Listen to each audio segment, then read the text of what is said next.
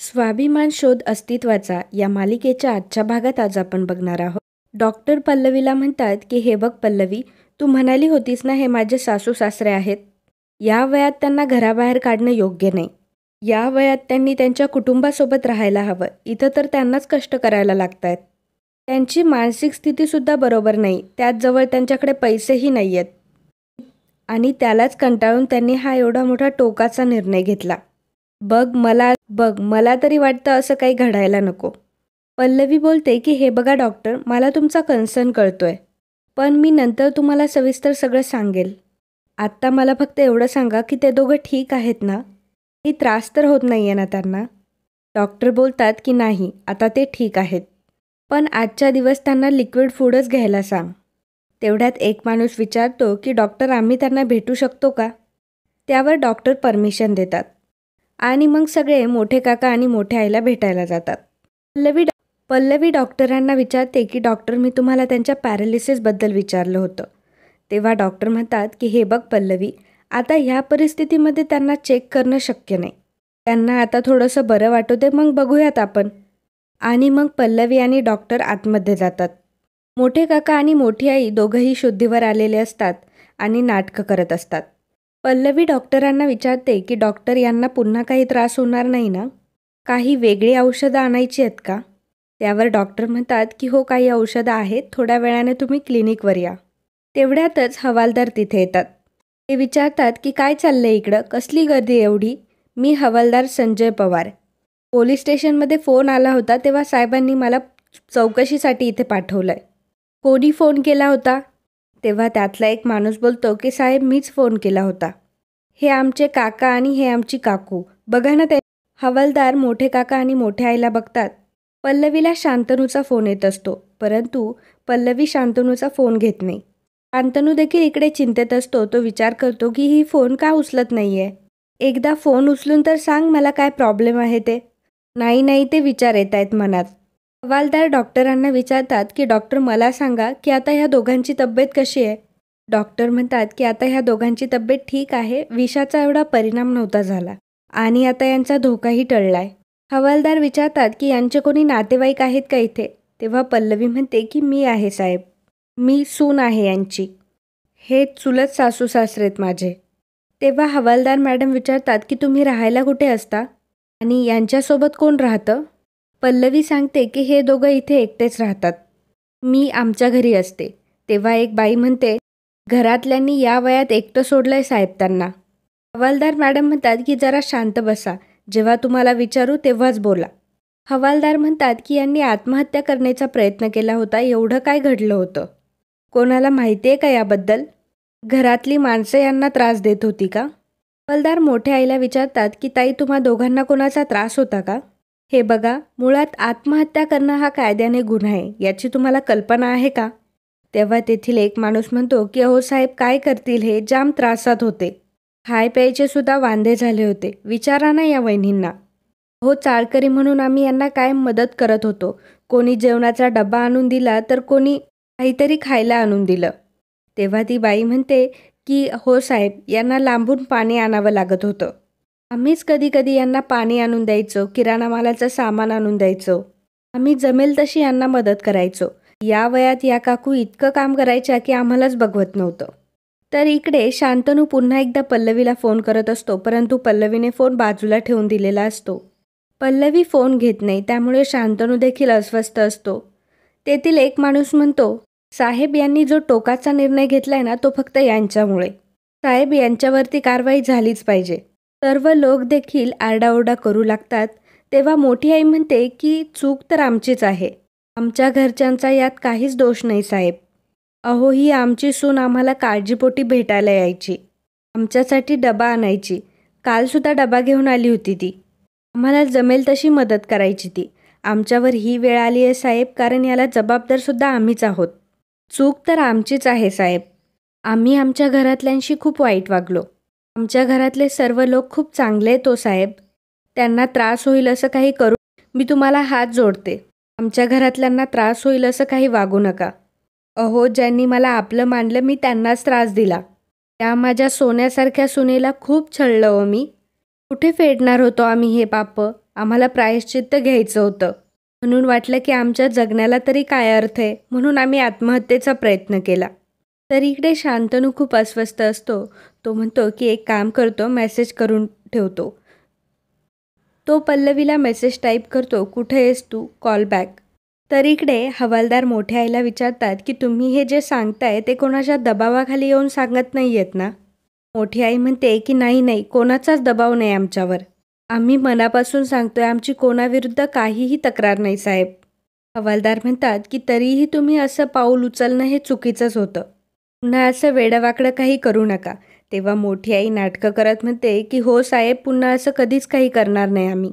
हवालदार पल्लवीला म्हणतात की आणि पुन्हा यांच्यावर अशी वेळ येणार नाही यासाठी तुम्ही काळजी घ्या. आणि तुमचं स्टेटमेंट देखील लागेल, त्यामुळे थोड्या वेळाने पोलीस स्टेशनला या. त्यावर पल्लवी म्हणते की हो साहेब. पल्लवी मोठ्या काकांजवळ जाते. तेव्हा पल्लवी म्हणते की डॉक्टर, मोठे काका तर काही बोलतच नाही आहे, काही त्रास होतोय का त्यांना अजून?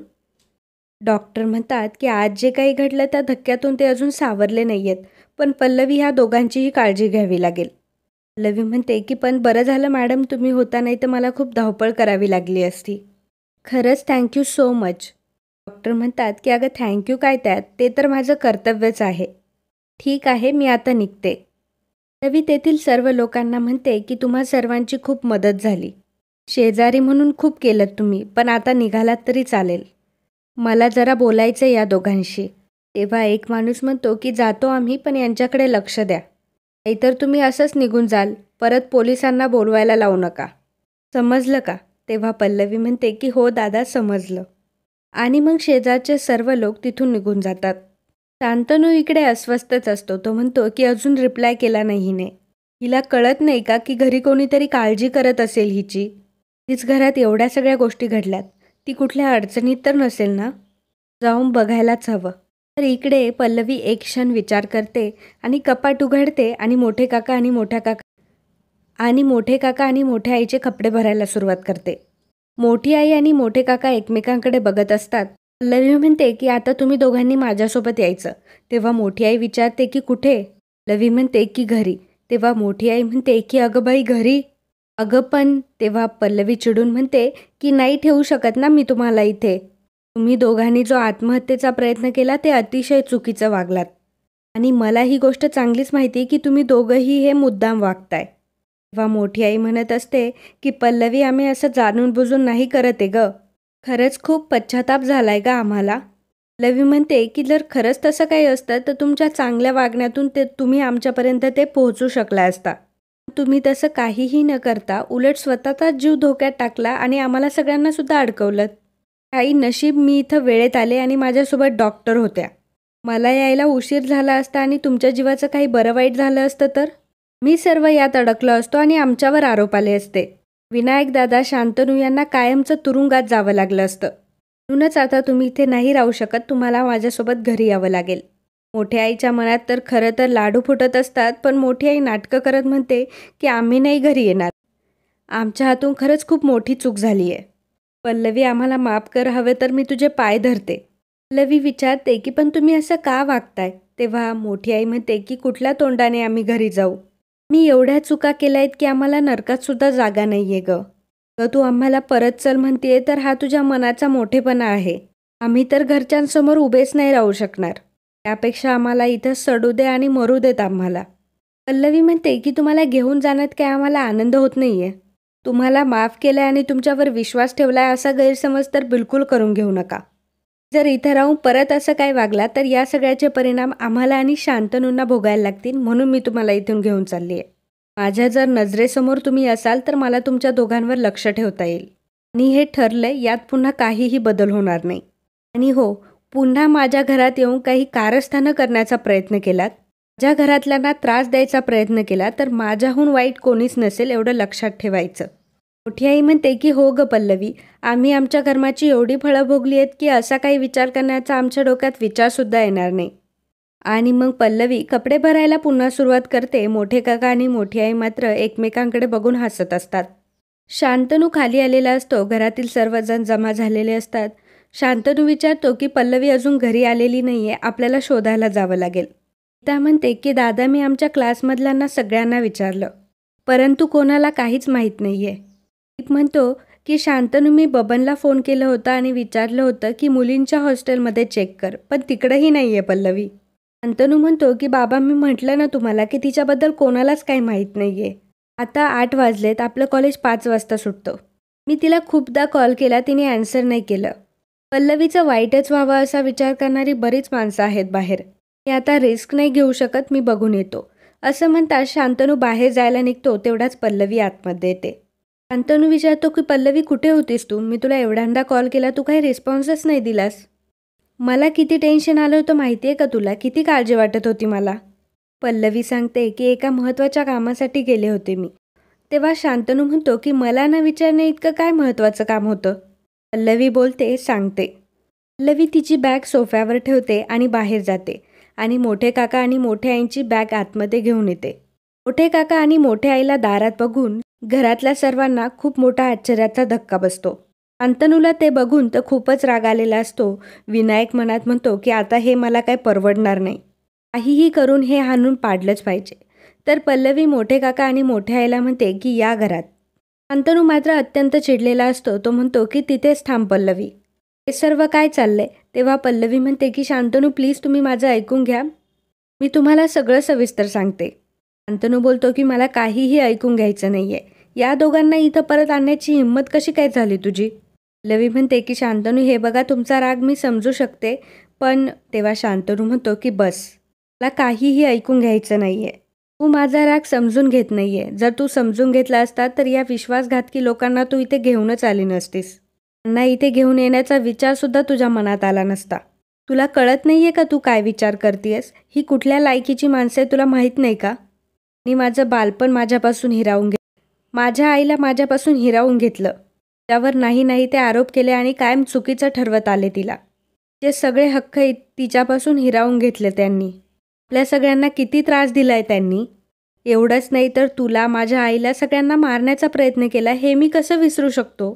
पल्लवी म्हणते की शांतनू, मी काहीही विसरलेली नाहीये, फक्त माझं एकदा म्हणणं तर ऐकून घ्या. शांतनू म्हणतो की माझ्या आईची काय अवस्था झाली आहे बघतीयस ना तू. गेली कित्येक दिवस ती अंथरुणावर पडून आहे. एक शब्दसुद्धा बोलत नाही. कोणामुळे? यांच्यामुळेच ना. आणि तू परत यांनाच आपल्या घरामध्ये घेऊन येतेस. अशा प्रकारे शांतनू खूपच चिडलेला असतो.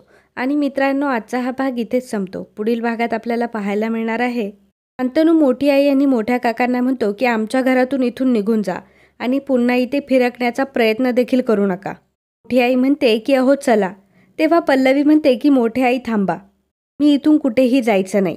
पल्लवी शांतनूवर ओरडते आणि म्हणते की शांतनू, काय आहे हे? प्रत्येक वेळी माझं काहीही नाही ऐकता तुम्ही टोकाचे निर्णय कसे काय घेऊ शकता?